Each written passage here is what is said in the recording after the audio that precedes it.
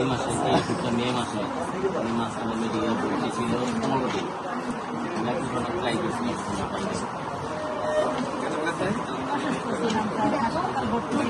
হাসপাতালে ভর্তি থাকলে দিনে 3 বার পানির বোতলে মিক্স করে না খাই দিতে হবে সকাল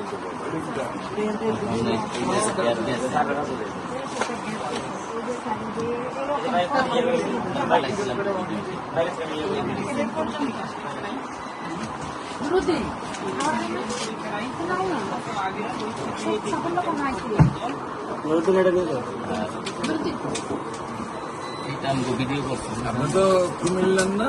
আমি কারিগঞ্জে। আপনি তো স্যার যাইতেছেন নিয়ে এই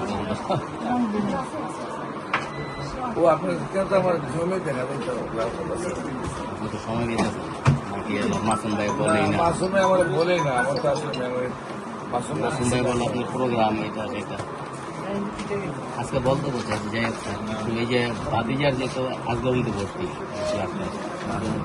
নিয়ে আসছি ব্লাড ক্যান্সার আজগাড়িতে ভর্তি করে লাভ নেই, অনেক দ্রুত নিয়ে আসে আজকে মাসে 3-4 লাখ টাকা বিল উঠাইবে, কোনো কিছু করতে পারবে আমরা নিয়মিত 4 মাস সময় অনেক পাইলে ব্যাপারটা এই যে এটা যে ভিডিও দিছিলেন আমার এটা তো নর্মাল 35-55 বাড়তিতে আছে। এখন এটা কি এই মাস পরে একটু পরীক্ষা করবো একটা মাস খাওয়াই দেখবো এটা কিন্তু 6 তাই চলে রানি এখন মাথা ঘুরাইতে আছে প্রেশার আছে তারপরে ভালো আরো ভালো হইতে হবে। আর ভালো হইবে আর নাম কি? সীমা। আর সবচেয়ে বেশি অসুবিধা কি হয় আপনার বর্তমানে? সমস্যাটা কোন ডায়াবেটিস আছে স্যার নতুন করে হয়েছে মাথা ঘুরায় তুমি নেই কাশা খুবই ভালো।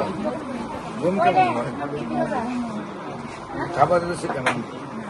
আপনার এটা একটু বেশি হইলো আপনি ক্যান্সার মুক্ত। এটা ক্যান্সারের যে র্যাঙ্কসটা খায় এটা থেকে নেমে গেছে, এরপরে আরো ভালো হতো, এখানে 1 মাস খাই নাই। এরপর আরো ভালো হতো। 170 এখন খান না? বললাম আর কোনো সময় মিস করবেন না।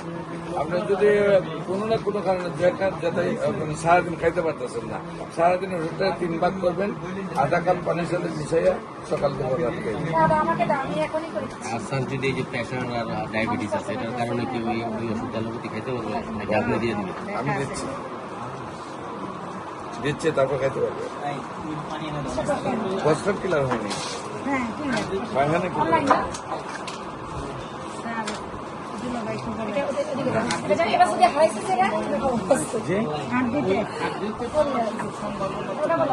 হারে হারে আর কি ওই যে এখন যে আমাদের ব্যাগ গিফট করে গেল না, উনি তো আছে এখানে, উনি কিন্তু পরিকল্পনা মন্ত্রে জব করে পায়ের এই জায়গায়, এখানে পায়ের এই জায়গায় হাড় ভেঙে গেছে ক্যান্সার।